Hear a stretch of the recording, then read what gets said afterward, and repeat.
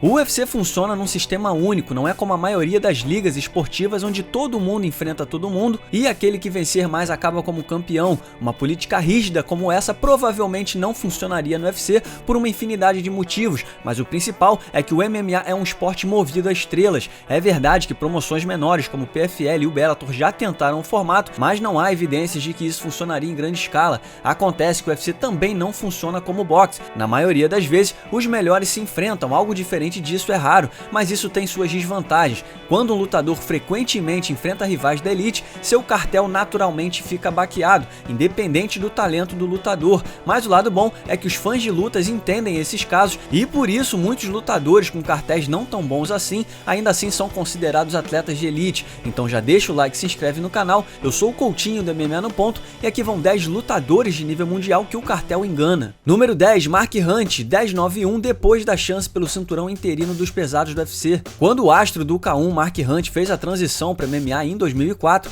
ele logo percebeu que não seria fácil. Com um cartel respeitável no kickboxing, os matchmakers do Pride resolveram colocar o gorducho nocauteador logo contra o judoca, medalha de ouro olímpico Hidehiko Yoshida, que o finalizou no primeiro round, mas ele se recuperou, algo que ele aprendeu com o tempo, e emplacou 5 vitórias, batendo feras como Vanderlei Silva e Mirko Crocop. Mas aí ele encarou Josh Barnett, outro grappler de elite, e emplacou 6 derrotas seguidas. Ele perdeu para Fedor Emelianenko e Alistair Overeem antes de ser nocauteado pelo consideravelmente pequeno Melvin Manhoef e acabar finalizado por Gegard Mousasi. Isso o levou até a estreia no UFC após a extinção do Pride. O UFC ofereceu quase $500 mil a ele para, segundo Dana White, meter o pé, uma vez que, segundo o evento, baseado em seu cartel, Hunt não valia a pena, mas ele acabou lutando. Acontece que a insistência demorou a render frutos, já que ele perdeu para Sean McCurkle, mas como ele está acostumado, ele se recuperou com 5 vitórias em 7 lutas, uma chance pelo título interino contra Fabrício Werdum. Mas a verdade é que não foram exatamente os resultados que o levaram à chance pelo título,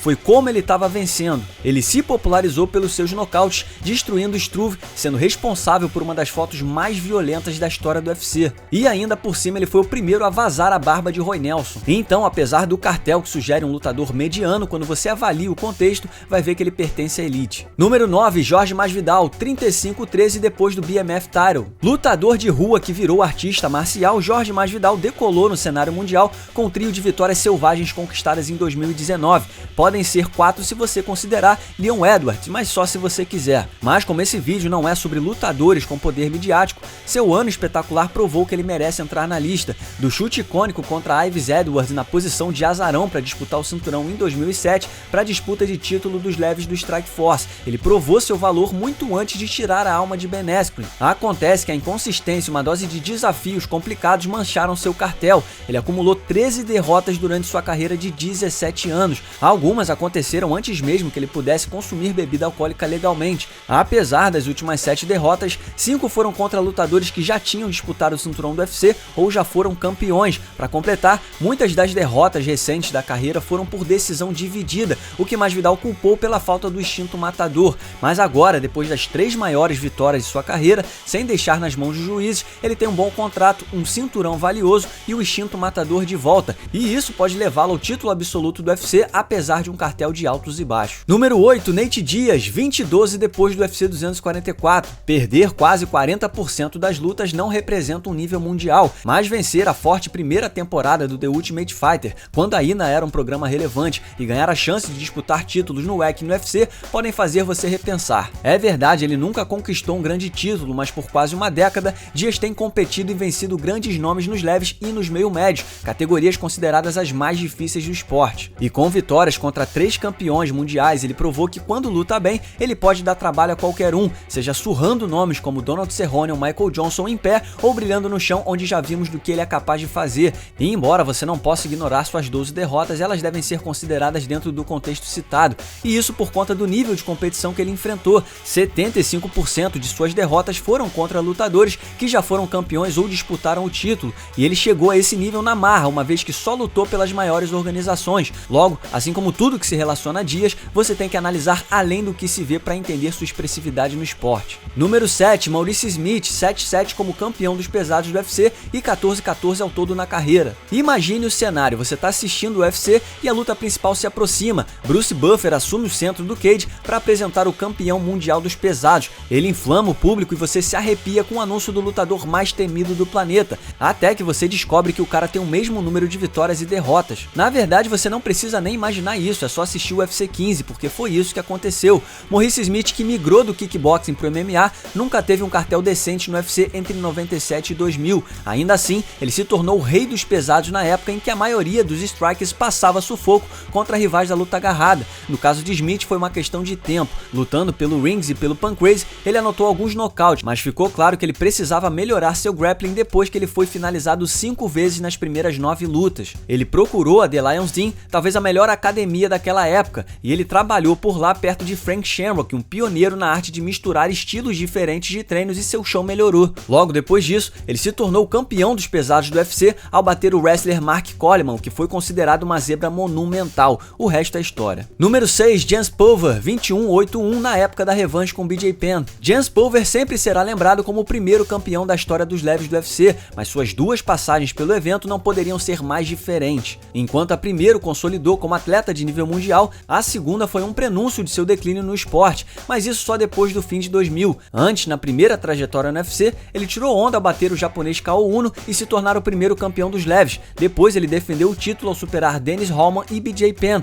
Acontece que depois de uma disputa contratual, ele deixou o cinturão vago e saiu do UFC. Com um cartel expressivo de 12-2-1 e possivelmente o melhor peso leve do planeta, ele pulou de evento em evento, vencendo a maioria das lutas. O problema é que depois de 2 derrotas por nocaute contra o jovem Duane Ludwig e o pouco conhecido Jason Maxwell, muita gente questionou seu futuro, mas ele se recuperou vencendo 4 consecutivas. Isso levou até o Pride, onde ele perdeu 2 de 4 lutas, sendo um nocaute sofrido contra Takanori Gomi e outro contra Ayato Sakurai. Quando ele finalmente voltou ao UFC, ele foi colocado contra o super azarão Joe Lauzon e acabou derrotado por nocaute numa zebra das grandes. Depois ele foi treinador do TUF contra BJ Penn, o que resultou na tão esperada revanche que Penn acabou ganhando. A nota de rodapé é que Lauzon passou a representar o time de BJ Penn no reality show. Depois da luta, a carreira de Pulver decaiu e ele perdeu 11 das 17 lutas seguintes, deixando o UFC com um cartel que não reflete suas conquistas. Número 5, Vitor Belfort, 24-11 depois de sua última luta pelo título do UFC. Longevidade e consistência são as peças-chave na hora de encaixar um lutador numa lista de melhores de todos os tempos, e a carreira de 2 décadas de Vitor Belfort certamente o coloca no topo.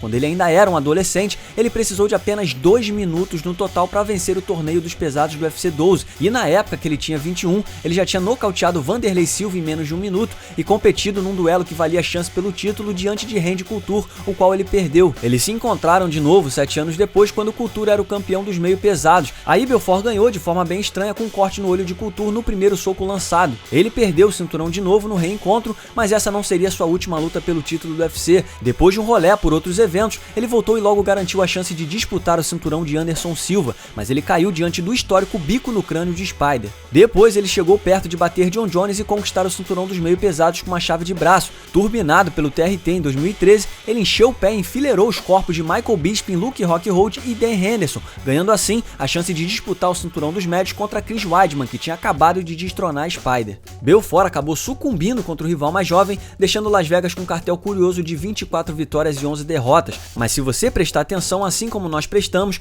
vai notar que seu currículo no MMA é incrível. Número 4, Robbie Lawler, 27-11 depois de perder o cinturão do UFC. É difícil de explicar o quanto foi impressionante o ressurgimento da carreira de Robbie Lawler em 2013, mas vamos tentar mesmo assim porque isso ajuda a explicar o porquê do cartel dele ser assim hoje em dia. Ele estreou no UFC 2 meses depois de completar 20 anos e logo impressionou, mas era óbvio que ele ainda tinha um longo caminho pela frente quando ele foi derrotado por Nick Diaz e Evan Tanner, antes de ser demitido pelo UFC. Ele então lutou no Pride no Elite XC, antes de chegar ao Strikeforce com um cartel sólido de 16-4-1, mas foi aí que a pancada veio. Apesar de ser um peso médio pequeno, ele escolheu se manter na divisão, mas ele acabou se complicando, especialmente contra caras da luta agarrada, um estilo que ele sempre encarava. Ele fez 3-5, nunca emplacando uma sequência de vitórias consecutivas, mas ele demonstrou lapsos de grandeza, o que incluiu um triunfo contra Matt Lindland, um resultado que deixaria Jorge Masvidal orgulhoso. Depois que o UFC absorveu o Strikeforce, ele voltou ao evento. Os fãs esperavam por uma reviravolta na sua carreira e depois de voltar aos meio médios e ingressar na American Top Team,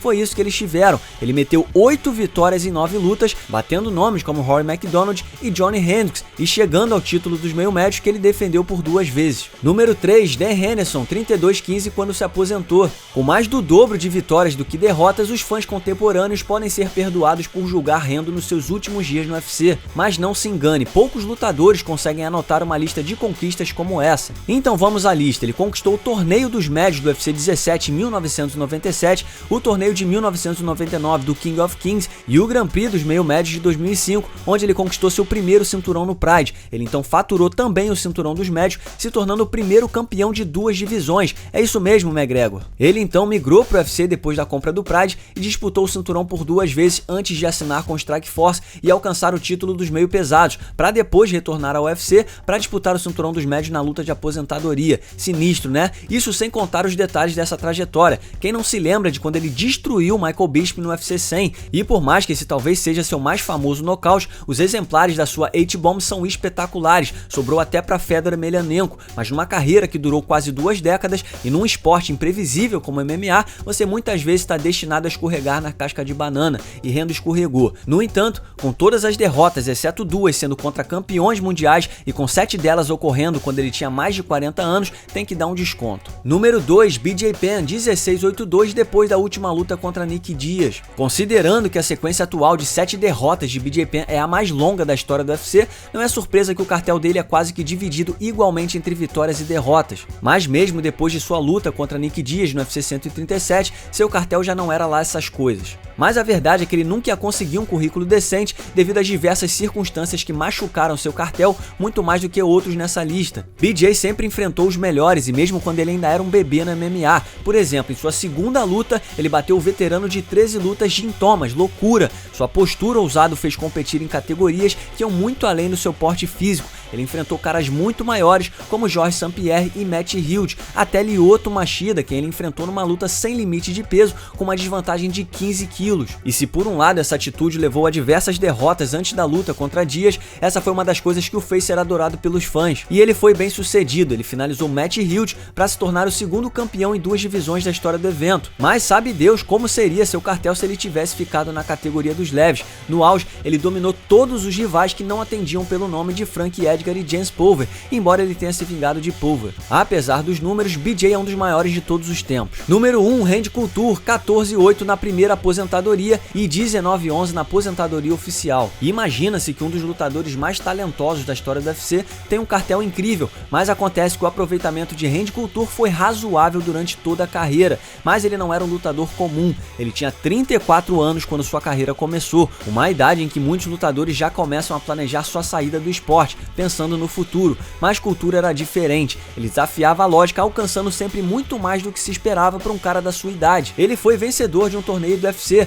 ele foi campeão por 6 vezes, sendo uma vez com um cinturão interino que ele unificou depois, e ele foi o primeiro homem no UFC a conquistar títulos em categorias diferentes, nos meio pesados e nos pesados, mas como seu cartel mostra, houveram diversos percalços no caminho. E por mais que uma derrota seja uma derrota, é fácil justificar muitas de suas falhas, e sim, sua idade foi um diferencial. Suas primeiras 3 derrotas aconteceram por finalização, num tempo em que ele era relativamente inexperiente se defendendo das técnicas de jiu-jitsu. Além disso, ele era naturalmente sempre menor como peso pesado, a categoria em que ele lutou mais vezes. E mesmo quando desceu para uma categoria mais adequada nos meio pesados, a competitividade era dura, com nomes como Chuck Liddell, Vitor Belfort e Tito Ortiz no auge. Mas apesar disso, ele se tornou um dos lutadores mais bem-sucedidos da história do UFC e a prova viva de que cartel nem sempre diz tudo sobre um lutador. E aqui vai um salve para Charlie Howard, que escreveu essa lista. Você pode seguir o Charlie no Twitter através do MMA_Charlie. E um salve também para Max Randall, que editou esse vídeo. Você pode seguir o Max no Twitter através do Max_Randall. Muito obrigado por assistir, não se esqueça de deixar o like e se inscrever no canal. Nós teremos vídeos semanais por aqui. Deixe também o seu comentário sobre o vídeo logo abaixo e siga-nos nas redes sociais. Muito obrigado mais uma vez e até o próximo vídeo.